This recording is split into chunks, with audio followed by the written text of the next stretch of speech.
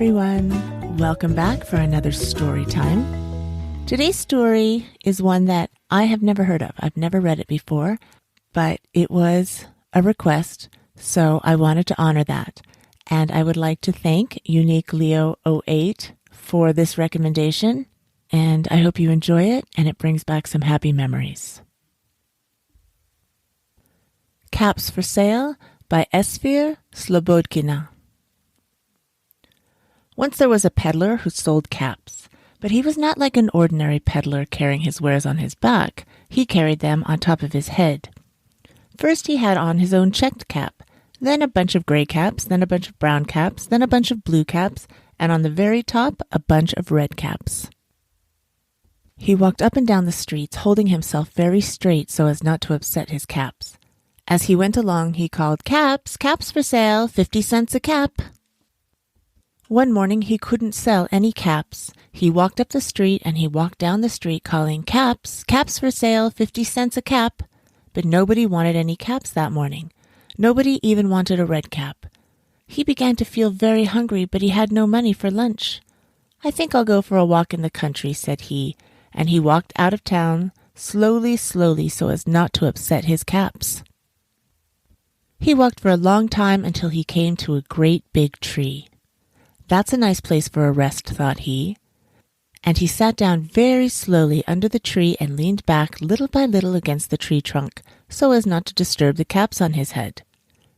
Then he put up his hand to feel if they were straight. First his own checked cap, then the gray caps, and then the brown caps, then the blue caps, and then the red caps on the very top. They were all there, so he went to sleep. He slept for a long time. When he woke up, he was refreshed and rested. But before standing up, he felt with his hand to make sure his caps were in the right place. All he felt was his own checked cap. He looked to the right of him, no caps. He looked to the left of him, no caps. He looked in back of him, no caps. He looked behind the tree, no caps. Then he looked up into the tree, and what do you think he saw? On every branch sat a monkey. On every monkey was a gray or brown or blue or red cap.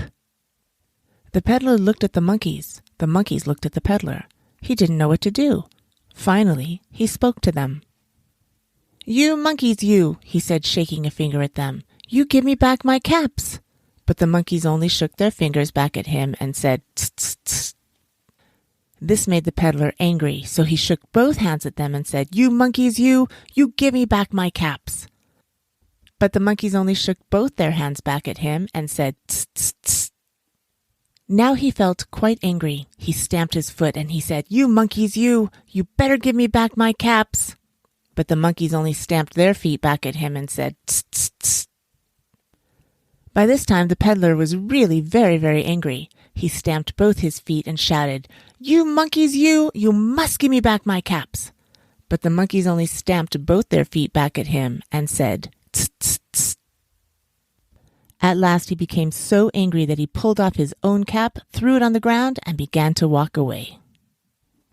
But then each monkey pulled off his cap. And all the gray caps and all the brown caps and all the blue caps and all the red caps came flying down out of the tree. So the peddler picked up his caps and put them back on his head. First his own checked cap, then the gray caps, then the brown caps, then the blue caps, and then the red caps on the very top.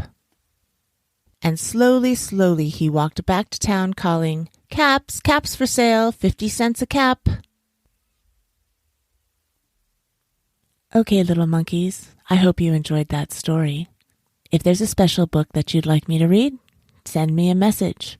You can contact me directly on the website, howtolife.com, or send an email to drlj@howtolife.com. Now, snuggle up and close your eyes. Sweet dreams, everyone. I'll see you next time. And don't worry about a thing. You got this.